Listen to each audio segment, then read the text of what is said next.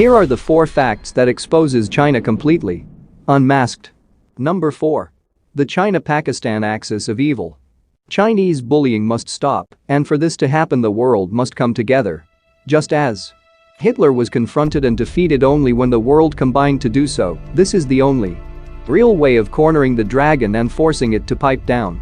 Which country supports terrorists to target those it considers its enemies? Which one follows no international law except those that benefit it? Which country has almost the whole world worried about its intentions? Which one has almost no real friends among its neighbors?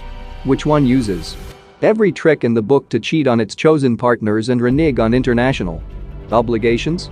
Which country has only transactional relationships with others, never real friendship? Which country says one thing and means something else? If your answer is Pakistan, you are wrong. The right answer is China, the world's biggest new headache. It is 40 years since the 1980s, when Deng Xiaoping told the world he wanted to reform China and lift his people out of poverty. The country has since grown from a cuddly panda that only wanted to pull itself out of debilitating communism to a growling bear that brooks no rival.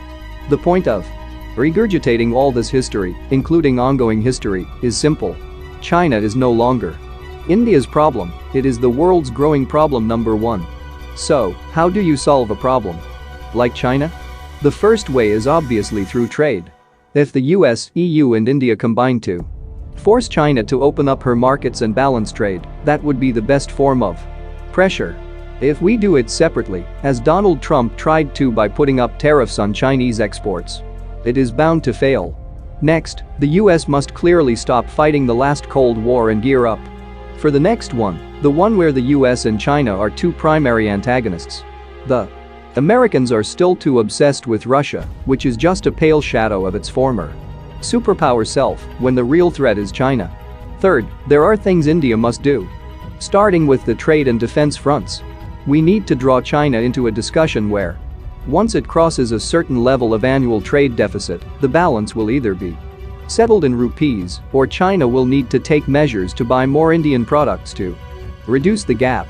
In 2017-18, India's trade deficit with China was a staggering $63 billion, which is clearly unsustainable. While we have imposed anti-dumping duties on several products, a better way to apply pressure is to force China to accept payments in rupee after, say, the deficit crosses $20 billion each year. The rupee surpluses can be deployed in India to build infrastructure on mutually agreed terms. There are many other ways India and the world can corner China, but the basic message needs to be internalized. More than Pakistan, it is China that needs to be called out. Number 3. China's communism. Good or bad? Communism is a political theory which was derived from the work of Karl Marx. Instead of common ownership belonging to the people, however, the government retains absolute control over every national resource. That reduces the impact of social classes and money, but it also limits individual freedom and decision-making opportunities. You are always at the mercy of what the governing officials decide to do with your property, your job, and your resource accessibility. Communist governments restrict trade and commerce unless the needs of the state require additional resources. Individual rights are not a top priority under communist rule. You are only free to pursue your interests if they contribute to the welfare of the whole. Opposition is not permitted in communism unless the central authority authorizes it. Only one entity, the oversight state, controls the agenda, messaging, and performance of society under communist rule. Dissent is not permitted under communist rule. There are 3 notable uprisings against the Chinese government since 1949, including the Tibetan uprising, the Tiananmen Square protests, and the Falun Gong practitioners. Tens of thousands of people were involved in this surge of dissent, so the government pursued a combination of censorship, imprisonment, suppression, and labor re-education to stop the activities of activists or dissidents. There is no way to change the behaviors of the ruling group from within. Communism bases its ideas on a totalitarian system. There are no mechanisms within that kind of government to create change from the inside. That leaves people with 2 options.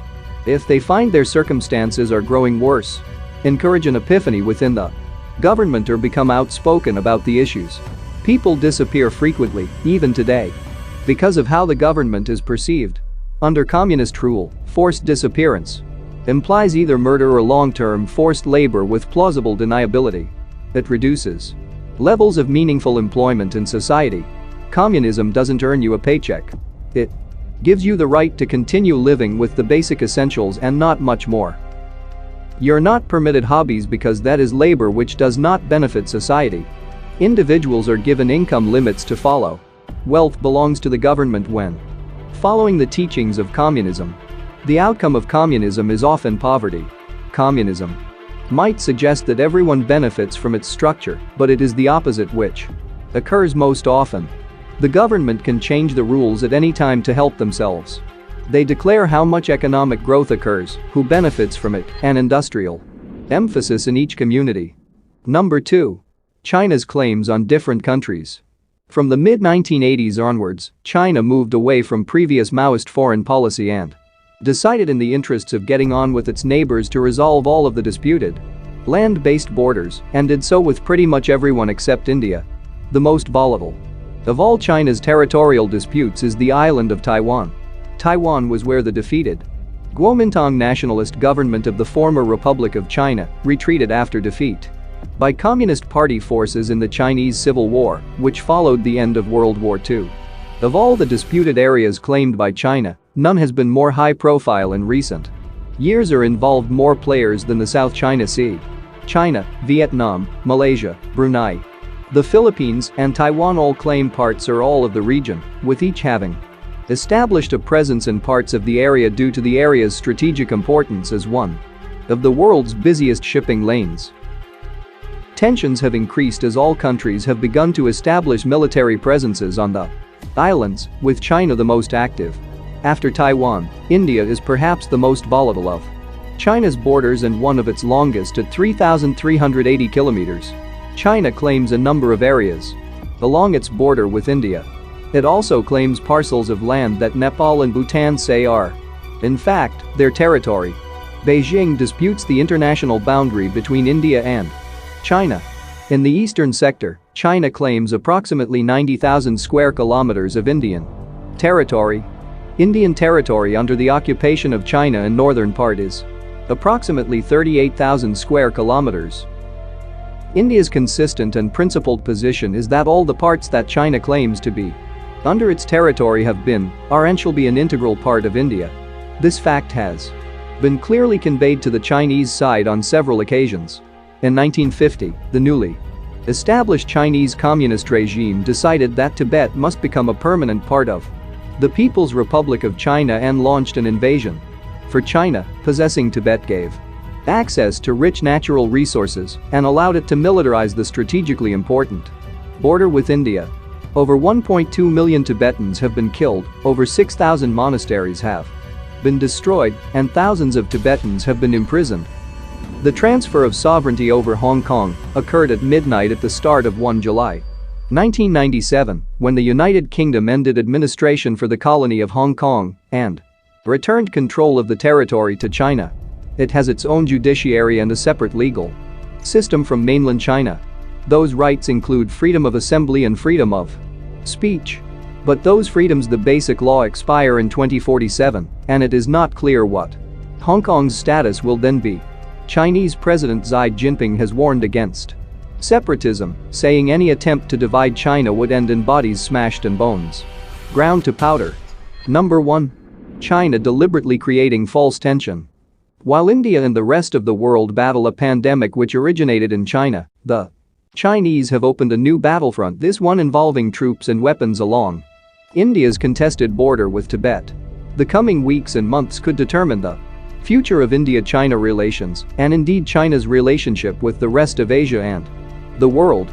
Across multiple locations on India's frontier with Tibet annexed by China in 1950, China has upped the ante. Its troops have crossed over onto the Indian side in the Union territory of Ladakh and started violent clashes along the frontier in Sikkim state. The key question is, why now? What is the message that the communist regime is seeking to send by starting military confrontations when all our attention should be focused on fighting what US President Donald Trump has labeled the Wuhan virus? On April 19, India revised its foreign investment policy to tighten investment rules for companies sharing a land border with India. This development followed the Chinese central bank increasing its stake in housing finance lender HDFC when share prices are cratering around the world as a result of the pandemic. A few days later, in early May, media reports said India was developing a land pool twice the size of Luxembourg to host companies leaving China because of widespread anger at Beijing's handling of COVID. India was openly setting itself up as a commercial rival when the world is revulsed by Chinese actions, something that the communist regime could not stomach. In sum, China is using its military to try and bully India and prevent its Western neighbor from making decisions which are in its economic interests. It's about money, the ultimate source of military strength. Back to the main point. What course will this military standoff take? It could actually depend on the Western response to China over the coming weeks and months. If tension with the West increases and major powers determine that China deserves a bit of humiliation, China may decide that harassing India may not be worth the effort.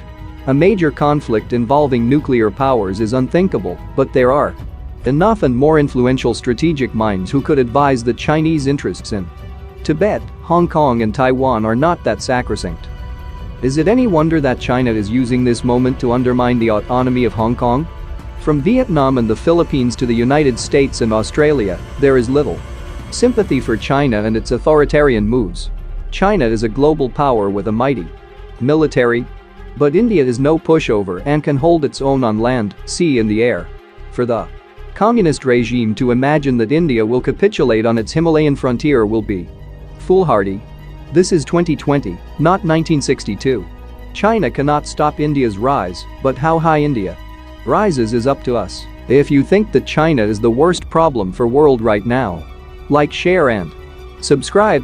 If you know more facts that exposes bad deeds of China, comment below your thoughts.